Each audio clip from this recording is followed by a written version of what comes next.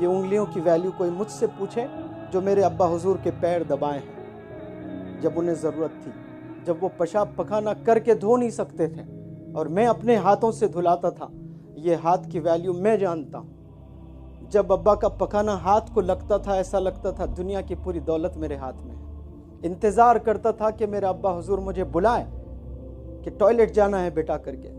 میں اپنے دوستوں کے پاس نہیں جاتا، کرکٹ کھیلنے نہیں جاتا، بڑا دیوانہ تھا کرکٹ کا۔ جب میرے والد بیمار تھے تو روم میں کمرے میں بیٹھا رہتا تھا، انتظار کرتا تھا کہ والد کب بلائیں گے ٹوائلٹ جانے کے لیے۔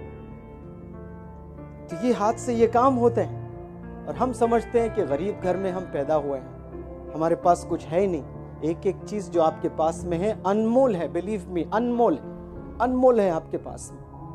لیکن ہم لوگ زندگی کیسے گزار رہے ہیں؟ جانوروں کی طرح گزار رہے ہیں۔ آپ لوگ ہر چیز پا سکتے ہیں جو آپ سوچتے ہو، لیکن اس پر ہمیں کام کرنا ہے۔ اور بل گیٹس نے بھی کیا خوب کہا، سب جانتے ہیں آج بل گیٹس کو۔ اس نے کہا اگر آپ غریب گھرانے میں پیدا ہوئے ہیں یہ آپ کی غلطی نہیں ہے۔ وہ کہہ رہے ہیں اگر آپ غریب ہو کر مرتے ہو یہ آپ کی غلطی ہے۔ If you are born poor, it's not your mistake. یہ آپ کی غلطی نہیں ہے۔ But if you die poor, it's your mistake. کیوں بولا ہوگا انہوں نے؟